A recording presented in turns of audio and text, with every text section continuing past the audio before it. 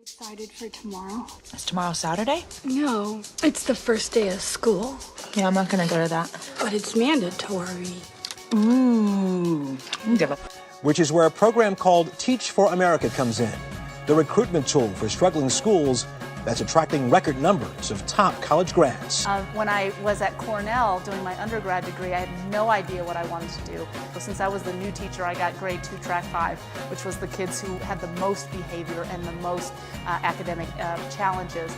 And I was incredibly bad in my first year.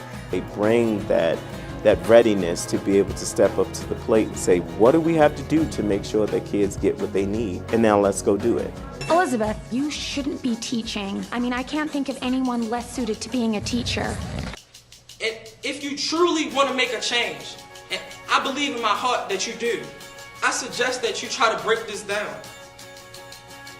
But how do you combat this selfishness? What do we offer to them as an alternative? But critics argue, even though these teachers are well-intentioned, constant turnover in these poor schools can be unhealthy for the students. That has a negative impact.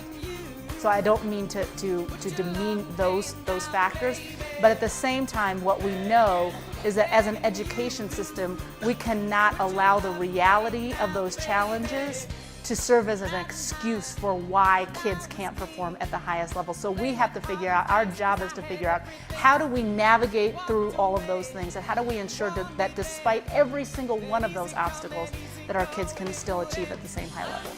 Teachers, instead of making sellouts, excuse my language, you would have made people who change their communities more than you ever could.